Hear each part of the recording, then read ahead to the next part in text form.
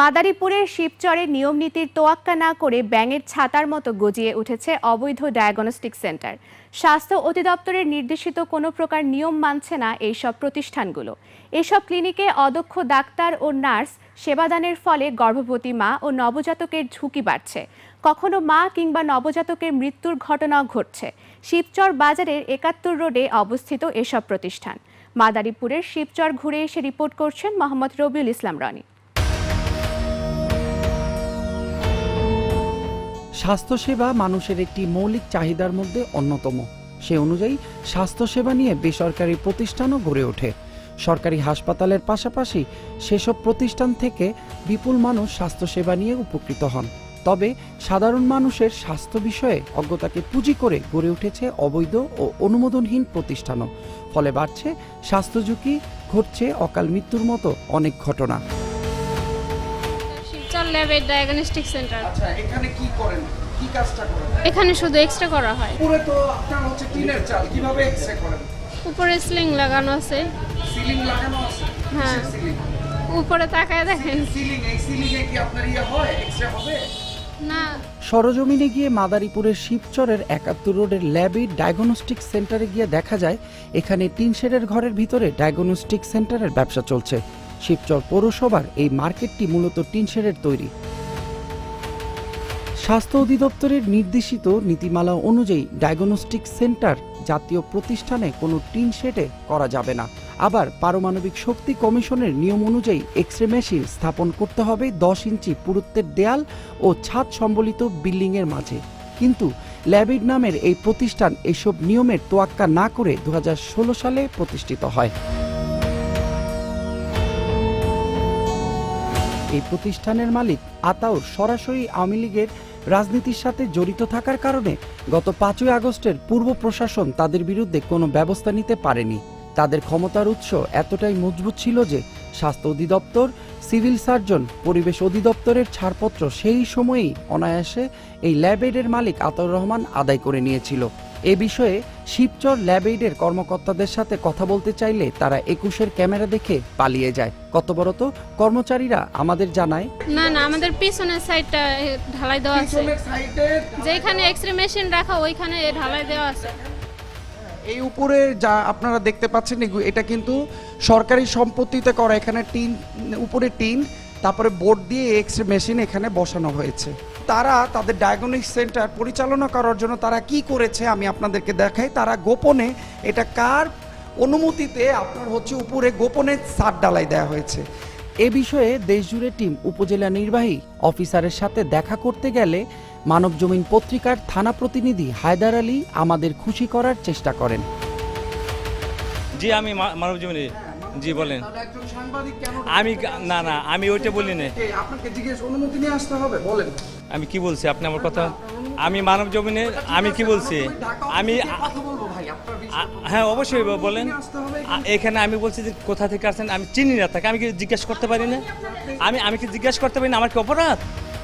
আমরা রাজি না হলে আমাদেরকে তিনি বাধা দেয় এবং বিভিন্ন রকম হুমকি দেয় এবং আমাদের বলে কার অনুমতি নিয়ে ২১-এ টেলিভিশন শিবচরে প্রতিবেদন করতে এসেছে। উনি বলছে কার অনুমতি নিয়ে আসছেন, কি আশায় বিষয় আপনি আমাকে বলবেন না? আমি এই কথা বলি নাই।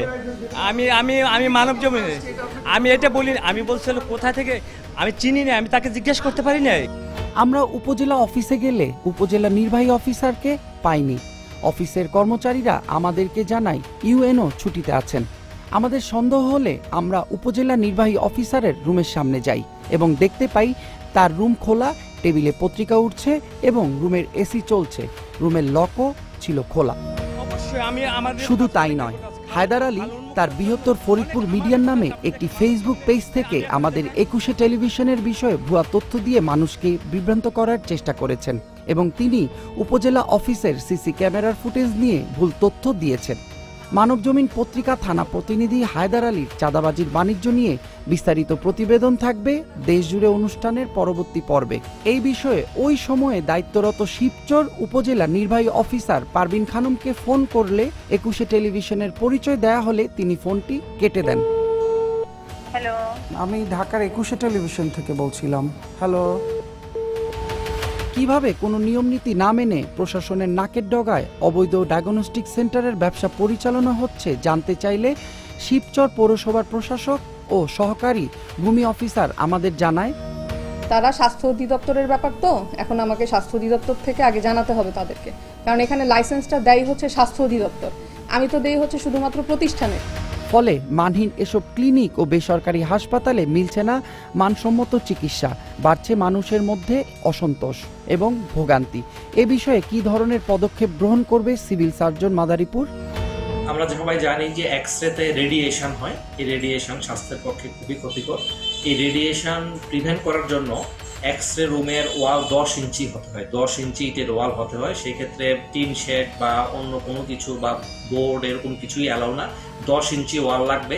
সাথে আরও যেটা লাগবে, ওখানকার দরজায় লিড শিল্ড লাগবে এবং লিড গ্লাস লাগবে, একটা উইন্ডো থাকে ওখানে লিড গ্লাস লাগবে।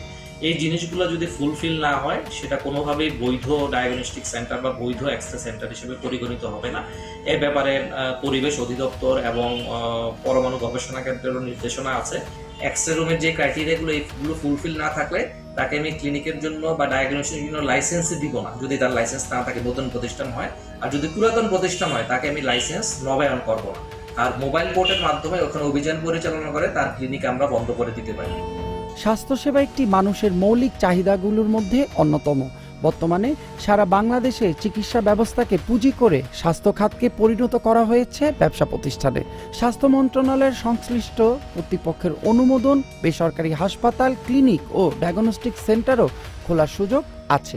স্বনামধন্য চিকিৎসকদের নাম ব্যবহার করে অনেক বেসরকারি ক্লিনিক রোগীদের কাছ থেকে হাতিয়ে নিচ্ছে লাখ লাখ টাকা। কি রিপোর্ট করবে তাকে বলবে 100% কি রিপোর্ট করার জন্য আছে। না না এখানে সিসি ক্যামেরা আছে। আচ্ছা ওকে ঠিক আছে ভাই, আপনি আমার যা করার আপনি। তবে এই সকল প্রতিষ্ঠানগুলো হলুদ সাংবাদিকদের ব্যবহার করে দিনের পর দিন অবৈধ ডায়াগনস্টিক সেন্টার করে তুলছেন। এতে ক্ষতিগ্রস্ত হচ্ছেন সাধারণ মানুষ।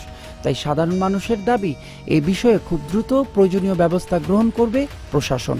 রবিউল ইসলাম রনি, দেশজুড়ে 21 টেলিভিশন, শিবচর, মাদারীপুর। মানহীন এসব প্রতিষ্ঠানে স্বাস্থ্যসেবা নিতে এসে সবচেয়ে বেশি ক্ষতির শিকার হচ্ছেন গর্ভবতী নারীরা। নতুন স্বাধীন বাংলাদেশে সবার চাওয়া দেশের স্বাস্থ্য খাত হোক উন্নত, নিশ্চিত হোক সঠিক স্বাস্থ্যসেবা। তবে এই বিষয়ে জরুরিভাবে প্রয়োজনীয় পদক্ষেপ নিতে হবে প্রশাসনকে।